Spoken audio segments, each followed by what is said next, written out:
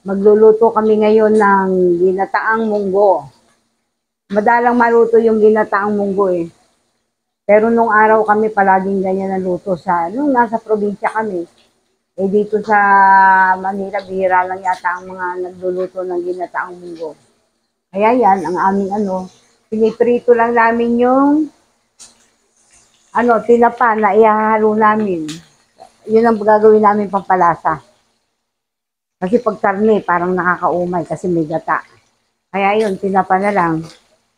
Yung iba naman, daing ang inihahalo ay maliliit yung daing na nandito kaya hindi yun ang hinalo ko, baka matinik si Big Tito. Kaya tinapa na lang, hihimayin pa namin to, aalis na ng tinik. Mag-uumpis na ako magluto ng ginataang munggo.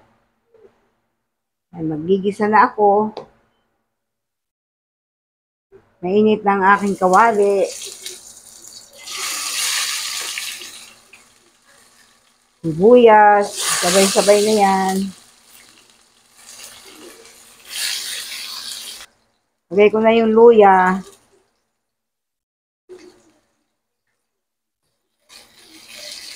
Luya at saka kamatis.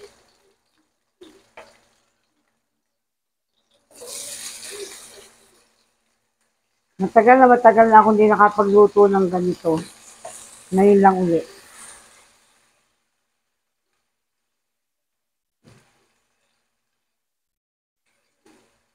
Si Big Tito, hindi pa siya nakakakain ng ganito. Hindi pa siya nakakakain ng ginataang munggo. Pero paborito niya ang munggo. Kaya lang, ginisa.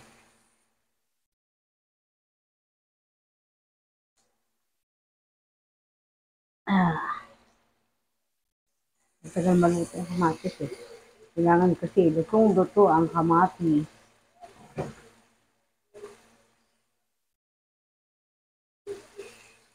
Gisa-gisa. Ayan, niintay ko lang na maluto yung kamatis. Habang nagluluto tayo, ay kamustahin ko naman kayo sa bagyong nakaraan. Kamusta yung mga lugar nyo? Dito sa amin, hindi masyadong apektado, hindi kami naabot ng baha. Pero nasa Valenzuela kami, sa Valenzuela maraming binabaha. Pero yung lugar namin, mataas siguro, kaya walang baha. Kaya yun, nakaraos naman yung bagyo na okay naman po kami. Sana kayo okay din. Kasi napakahirap ng lugar na binabaha, nakakaawa. Kahit na hindi kami binabaha, nagdadasal ako kasi naiisip ko yung mga nakalubog sa tubig. Yung mga kamag-anak ko na nakalubog sa tubig.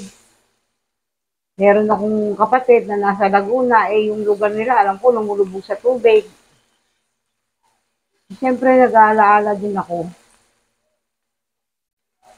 Tapos nawalan pa kami ng internet, 3 araw.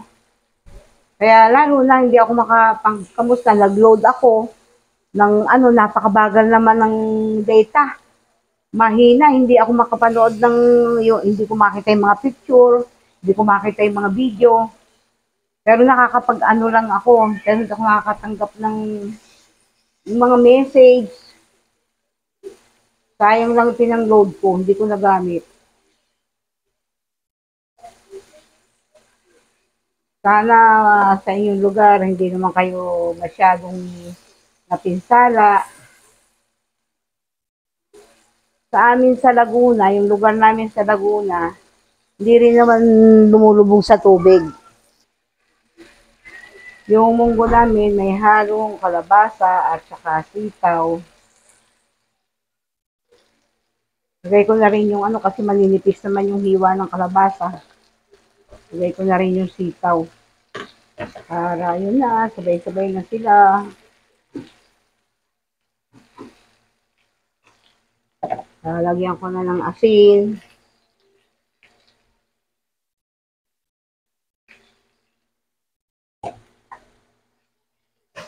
Paminta.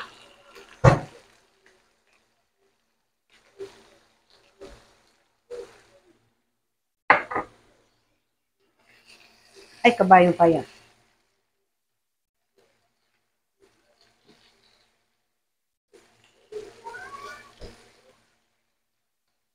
Tapos lalagay ko na tong pangalawang gata ng nyog.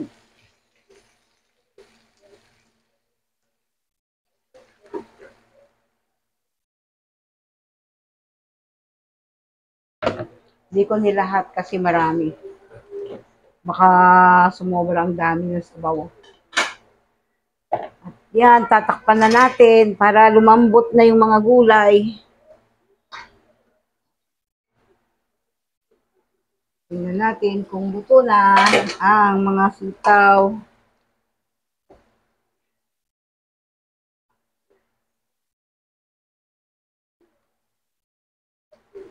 Lalagay ko na yung munggo.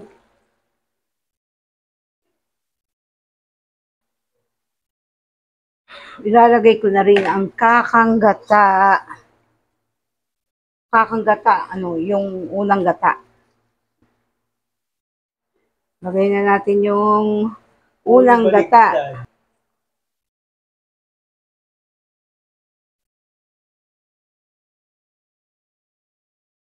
Yan, dituan kami ni Lester.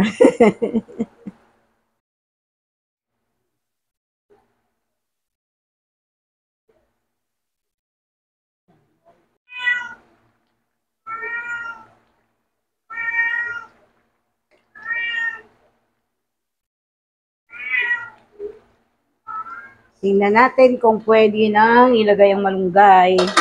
Kung malambot na siya.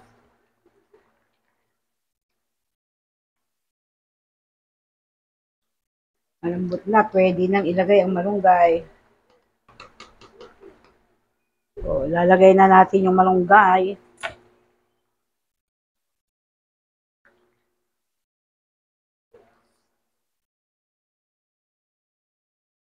Pampasarap yan, malunggay. Masustansya na, masarap pa.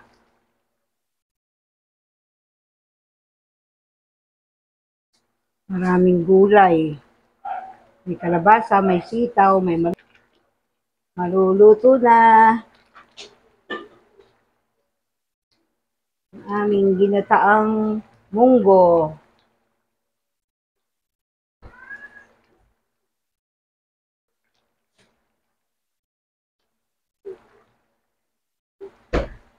Konting kulo na lang. Ayan, pwede nang patayin ng apoy at luto na. Sarap. Matagal na akong hindi nakakakain ito. Sige po, luto na yung aming ulam. Maya-maya lang kakain na kami. Bye-bye!